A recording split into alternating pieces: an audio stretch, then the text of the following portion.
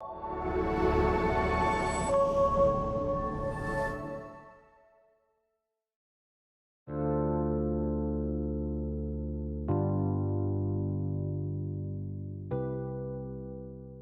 know, I get really upset. And even with us old people, they're on their phone.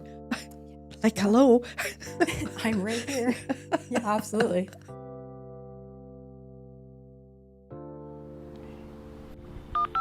Siska?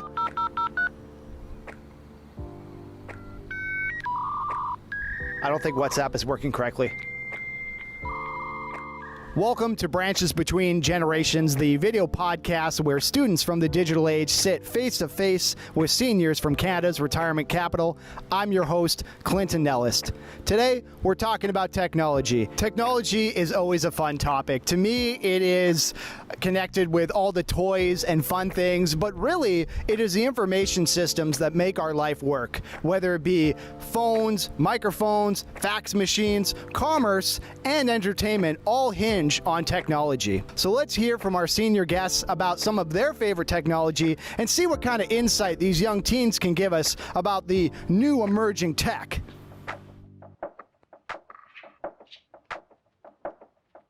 Welcome back to Podio Studio. There are all real ones and no zeros in this episode about technology.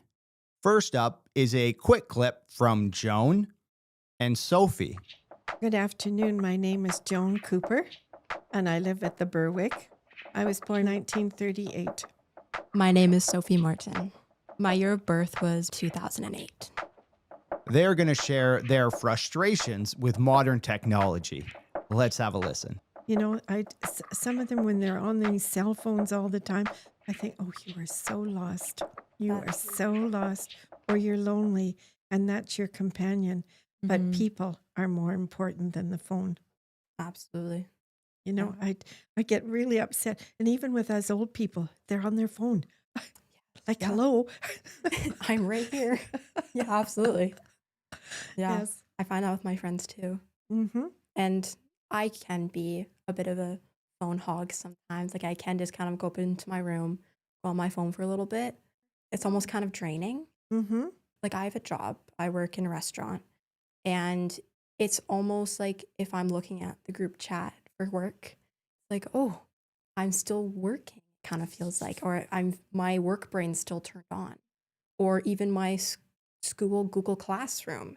I get notifications at like 8:30 that my teachers graded my work. Well, I would love to know that, but maybe in school. It's almost like the phone and like technology hasn't allowed me like a proper work life, school life balance. Mm-hmm. And even like during the summer, I'm like, where are all my school notifications? My inbox is empty. And it's kind of like, ooh, I check my phone a lot for even text messages, school, work, dance. Yeah. So I need to kind of check myself a little bit. Yeah, we do. Yeah. Because I wake up in the morning. I'm not a great sleeper, so I wake up. 53 emails. Now, where am I getting all these emails from? And so many of them are nonsense. So I think I'm going to turn off that Facebook thing because it's not necessary. It really isn't. And I would much rather talk to my grandchildren or my friends over the phone and say, can we meet if it's convenient? Of course, now living in Parksville and most of them are over on the mainland, right? It's a little bit more difficult, but it's far nicer to talk to somebody. Even if it's for 10 minutes and say, I've got 10 minutes, can we have a quick coffee? Yeah. And talk and no phone. We're going to hear more from Joan and Sophie later in the series, but let's move on to our second interview, which is between Karen and Ariana. My name is Karen Heisler. Thank you. And what year were you born? 1942. My full name is Ariana Marie Byerman. I was born 2012. You may remember Ariana from the last episode, unless you're not watching this in sequential order and are just jumping around like a madman. No judgment. Here, Karen describes to Ari what her experiences were like growing up before the cell phone and the positive impacts of sometimes taking a break from technology. Let's have a listen. looking back when I lived at home, our phone was disconnected more than it was connected on account of the bill didn't get paid. I do remember spending a lot of time at my grandma's house. Grandma had a little cottage on her property, in the back area of her property. It sat right on the Salmon River. And in those years, it was a wonderful thing to have a spoon and a plate and go outside after it rained and play in the mud puddle, right? To make little mud pies, Yeah. right? Not that they ever do that nowadays, but it was most exciting then. And because my dad was in the war, he was in the Navy. And so, he was gone those years. And so my grandma kind of became my other parent. And I know my grandma made all my clothes. She sewed all my little outfits, but I really remember the backyard and the puddles. Nice. Yeah. Yeah. I've made mud pies and Have you? yeah, mud pies are super fun to make. Nice. My little sister makes them sometimes. We have like on our deck, the stairs going down. There's like a little spot where there's gravel. We have like a little container where we keep a bunch of like outside toys. We have like a little tray. She'll take the tray. She'll dump a bunch of dirt onto it, and then she'll spray it with some water. And then she'll like make a huge mess all on the rocks and all on the container. Yeah. And I'll just like walk outside because I'm playing with the dog or something. I see it and I'm like, oh, Evelyn, like goodness, it just makes such a big mess. But yeah.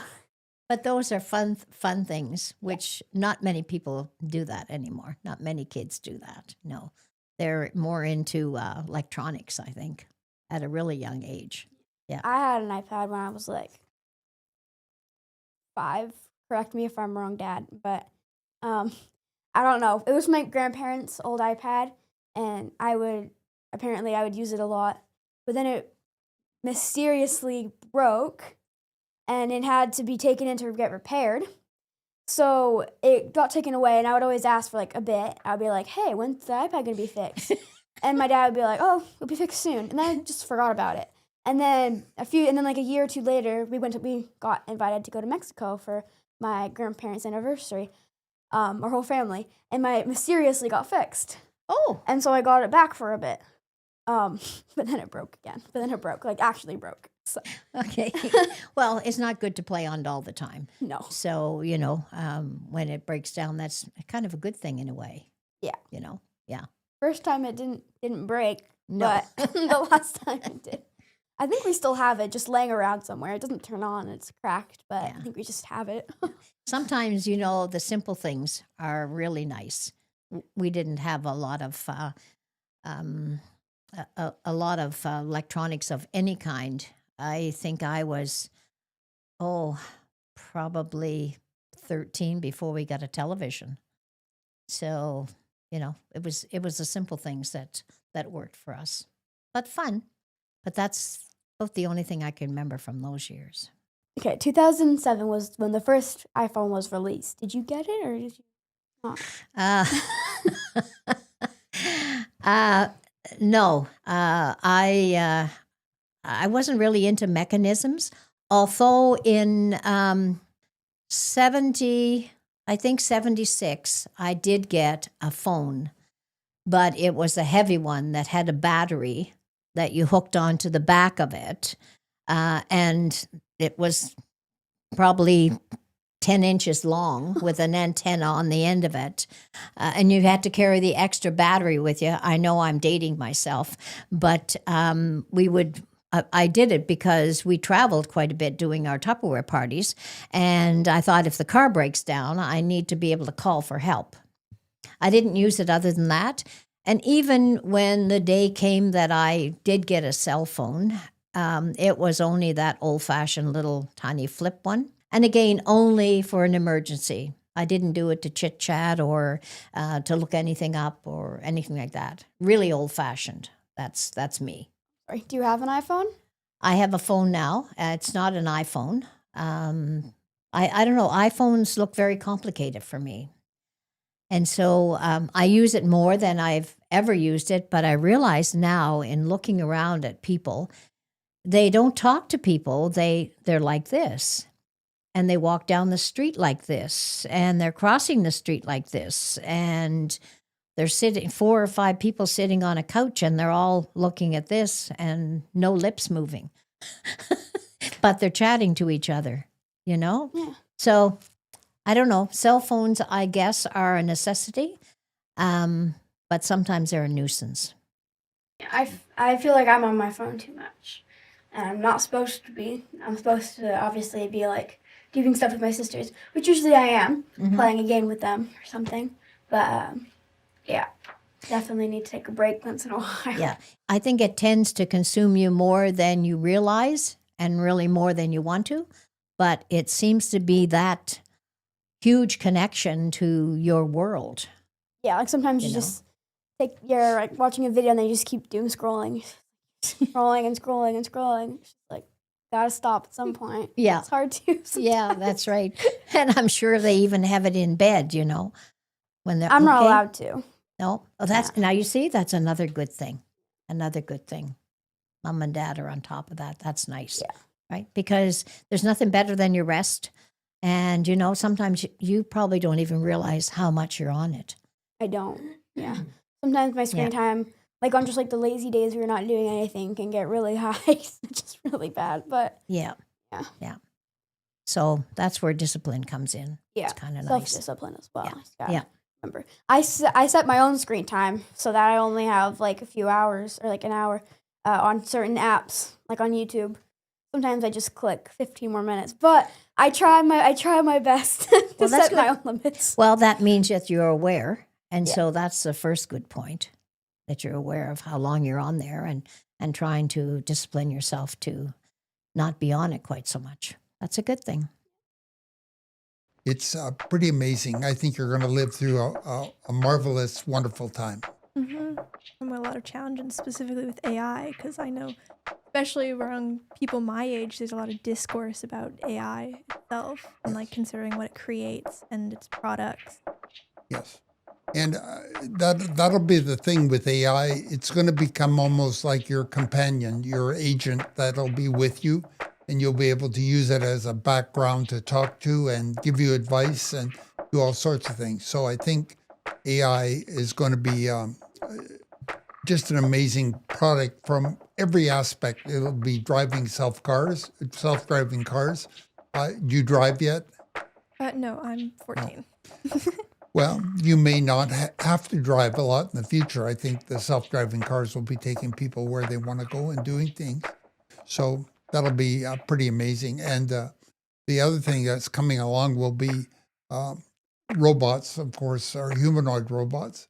And they'll be available, and you'll probably have those around you as your assistant and doing things. So pretty amazing.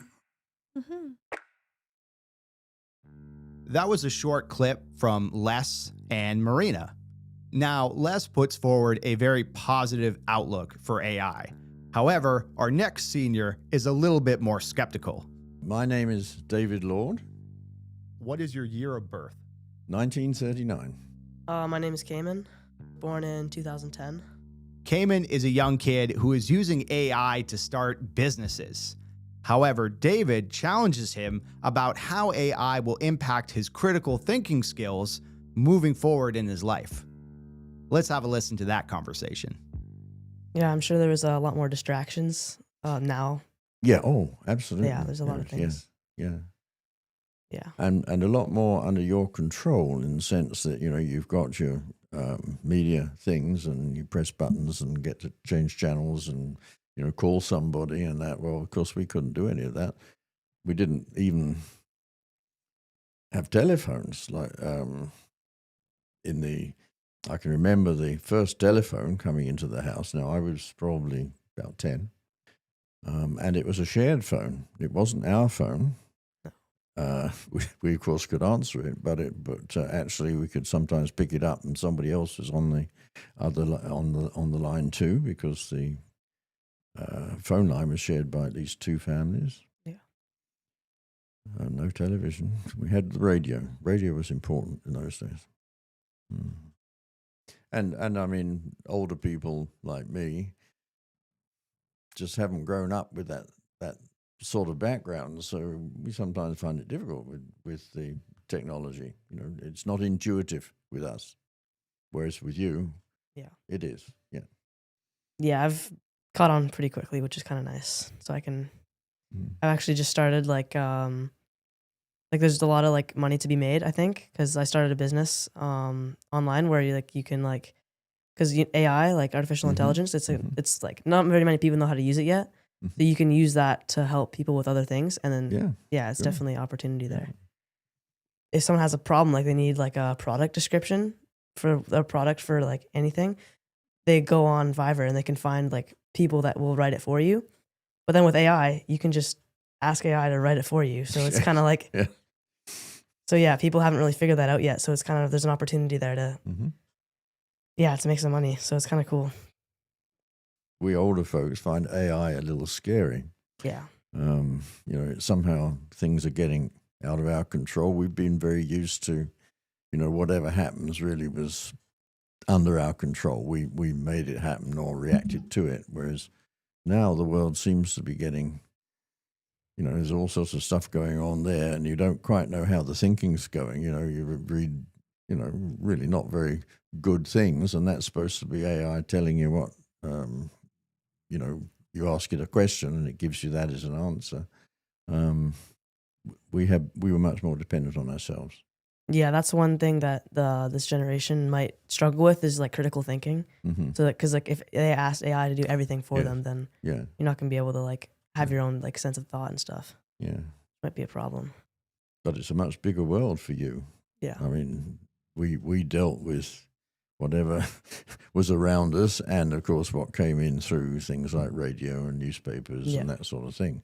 I mean, you have the whole world at your fingertips with the internet. The internet. Yeah, it's pretty easy to like anything you need to find out. Like it's pretty easy just to like search it up on. As long as you're going to a reliable source. Yeah, exactly. So that's the trouble nowadays is you don't know if it's a reliable source or not.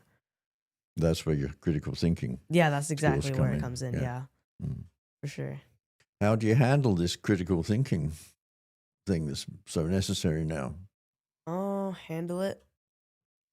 Well, I mean, you try and get some information, and you get pages and pages and pages and pages, some of which are obviously false in some way, but there's lots of others that look, well, they ought to be right.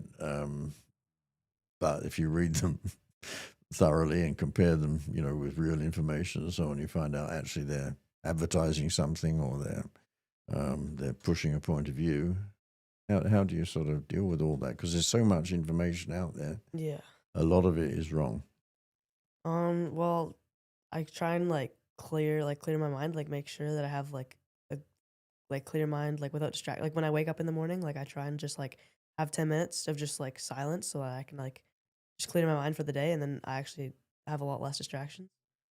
But then I don't know, critical thing. It's hard to say because, I guess just like school helps a little bit, I'm sure.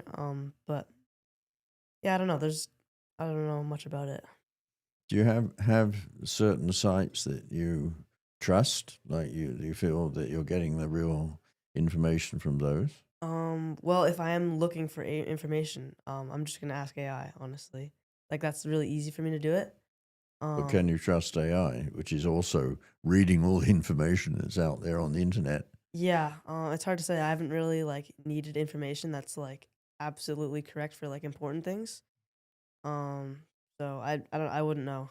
See, in the old days, we used to have encyclopedias and things which were put out by trusted universities and so on. So if you needed to find something out, you could, you know, anything that wasn't absolutely current, you could look it up in an encyclopedia, and you knew that the information was pretty well correct. Yeah, I'm sure that would. Today, it's not so easy, is it? No, yeah, like I don't know what's real or not. Like it's really hard to say. Yeah. I personally, I would have a real trouble with AI without having some other form of reference, because my understanding is that it just gleans information from what's out there on the internet, and a lot of the stuff on the internet is wrong. So when it synthesizes that and tells you what is the answer to your question, it may be using wrong information. Yeah, so you'll probably learn this in your studies as you go, but the term is lateral. Whoa, hit the mic there. Lateral reading, which essentially just means when you're on a web page, you're going to go to the site, you're going to verify that it's the correct link, you're going to go to the about section, you're going to read about who actually is writing this stuff, where did they go to school, where did they get that information. You're not just taking from face value, because anybody can create a website today. I can create a website all about NASA, but it might not be the correct NASA site, right? So but that's something that you'll probably get as you get more into your studies there and getting into more of the critical thinking side. But that's definitely a big challenge for the generation. Thanks for bringing that up, David. Do you guys think technology has been a net positive or a net negative over the last 50 years? Well, I would think if it's handled properly, it's probably positive. But I think it has been a disruptor. It's destroyed the old system, the old way of doing things, and we're having to adapt to new. But then probably that's happened all through history. Yeah, it'd be hard to say. It's kind of 50-50 depending on how you use it and how you think about doing it. Yeah, and I don't think people really know how to use it yet. I mean, the internet in general, been around 20 years or something, or 25 years. I mean, that's barely a generation. It's a new sort of renaissance, but we need at least another generation in time, to assimilate it and use it properly. Yeah, we'll see how it gets used over the next 5, 10, 15 years. Yeah, see where it progresses and goes. Yeah. Yeah, because it could go a couple different ways. Well, certainly you can see it being used for bad. Yeah. On the other hand, the potential for good is also fantastic. Yeah. Well, let's round out our conversations on technology I'd love to get you both to share your first piece of technology. For me, it was probably just a TV, honestly. Having that, I've had that pretty much since I was a kid. Because my parents had one, and so then when I was born, it was kind of just already there. So I already kind of had that. Well, I think probably that would be the same with me. We had radio. Radio was there, and everybody listened to the radio. Very important. Then TV came along, and it was about 6 inches square and black and white in a big box. So that was definitely new technology, and everybody had to get it. But it really wasn't. Nobody today would even consider buying a television as made then. Yeah. And then cameras, not digital cameras, but just popular film cameras seemed to come onto the market at prices that people could afford. And there had always been fairly, some popular small cameras, but once it got cheap enough and available enough, I got a camera, but then it was expensive. You had to buy the film, you had to have the film developed, all cost a lot of money. Every print that you made cost you, $1 or something in today's mone. Yeah, you have just a 4K camera in your pocket. Yeah, it's pretty easy. Yeah, that's right. Now, of course, the cameras have gone out. They've just become cell phones. Yeah, which are great. They take really good pictures. Yeah, when you need to capture a moment, it's pretty easy just to take out your phone. But then it's easy, which makes it nice too. But the problem then comes, you've got so many pictures that, you sort of lose them because there are so many. In the old days, if you had to pay $1 for the print, you only printed the things that really were worthwhile. And, of course, you kept them in an album, which I guess you don't do today. Yeah, actually, last year during Christmas, I went to Australia, and one of my Christmas presents was a disposable camera. So me and my cousins and my brother and sister, we all just went out and took photos of just all the cool things that we saw. Mm-hmm. So it's cool. I actually have an album, a book. Yeah. Oh, this was it's a disposable, film camera. And then we had to get it printed out, and then it was cool because now I have a book that I can look through all my photos of my trip to Australia. Mm-hmm. I would say it was great to listen to what you had to say I loved learning about what life was like for you. And it's great to talk to you. And, Yeah. you know, you've got a very difficult world to, you know, to maneuver in. And I wish you all the best Yeah, with it. thank you. You look as though you can handle it. Yeah, hope so. To round out this episode on technology, I wanted to do something a little different and share some family history. My grandfather used to work for BC back in the day as a engineer. I put that in quotes because he only had a grade 10 education. It was kind of part of that era where I guess if you were a tall guy and you shook hands really well, you could get places where you couldn't really get today. But that's not really what our story is about. When my granddad worked for BC which later became TELUS, he was really interested in fiber optics. This was in the 70s and the 80s when we were moving away from copper wire and towards fiber, which was using glass. I'm not a technician. We don't really need to get into the weeds of this. The reason I bring it up is because he put together a presentation about the emerging technology that would become the fiber optic network. It was called the Glass Network. Now, I'm not going to show you guys the whole video here because it's like 20 minutes long, but I thought it'd be really fun to react to some of the clips and kind of see if my grandfather's predictions came true all these years later. I should also say my grandfather passed away about a year and a half ago. He died when he was 96 years old.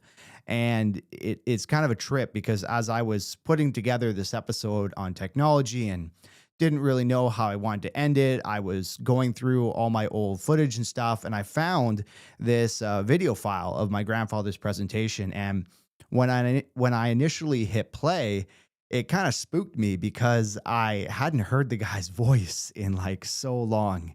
So without further ado, this is a little snippet from the Glass Network featuring Jack Nellis, my grandfather. And we're just going to do some podcasting from beyond the grave. My name is Jack Nellis. As life becomes more complex, we must communicate more and we must communicate better. The old ways just won't do. We must find new communication highways. Now, we've had an information age since Gutenberg invented the printing press. But that was a paper information age. Probably the first attempt to communicate using electricity over a long distance was the Morse code. The Morse code made use of the first primitive digits. There were only two, a dot and a dash. Then around 1880, Alexander Graham Bell brought us the telephone. For the first time, actual voice sounds could be heard over long distance, and no special skills were required to operate the telephone. Telephone transmission was in an analog mode. In other words, different sounds were given different electrical wavelengths. If you could see them, they would look like slow, wave-like motions. Over the next 80 years, telephone technology evolved very slowly. There were some advancements. We moved from the manual switchboard to the electromechanical switch and the dial telephone, but basically everything remained in an analog mode. But then in the 1960s, we had a virtual explosion of new inventions. The first workable computer, the first lasers, and the first silicon chips. By the 1970s, we saw a proliferation of computers. Very often, fiber optics will carry the information generated by these computers. We'll just kind of jump ahead. Like I said, we're not going to listen to this whole thing, but I really do like the way he closes this out.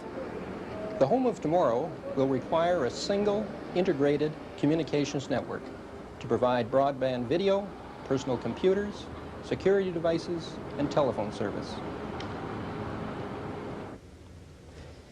It's conceivable that in this decade, we will use computers and related technologies to bank from home, shop from home, and even work from home. Our society will require communication superhighways. At that time, it'll be comforting to know that the glass network is in place to carry it all. That was a clip from the Public Affairs and Education Center of BC Tel, recorded in 1981. My grandfather was very proud of that clip. He showed it to us a couple times, and like I said, I hadn't seen it in a minute. It had been a while, and it's definitely a little spooky to it brought back a lot of emotions when I first heard it. I think it's important, and this is why I really like podcasting, and I really like this branches between generations topic, is because, you know, it's more than just content. You know, we look at the social media era. I know you got to post, you got to make videos, you got to have all this stuff, and it's content for the algorithm, right? But it's more than that. It's about family history. It's about preserving these memories for the next generation. And, you know, yeah, like that probably was originally put on a VHS that was converted to a DVD that was then ripped and put onto YouTube. And then I saved it to Drive at the end of it all. And it was just, I guess I'm just trying to say, I'm glad I still have it. But the point of all of this is, in a weird way, Grandpa Jack was right. You know, you fast forward to 2025, we do bank from home. We do work from home. We study from home. And the internet and all of these communication technologies are just core pieces of our lives. It's a lot of fun to have tech and hold tech as historical pieces. And I hope you guys got something out of that short clip that I showed you guys. And if anything, I hope it has inspired you guys to record conversations with your parents and grandparents and loved ones, because, you know, I don't mean to get too dark here, but nobody lasts forever. Hopefully at the end of the day, my grandkids can play back one of my old videos and say, man, that guy was weird.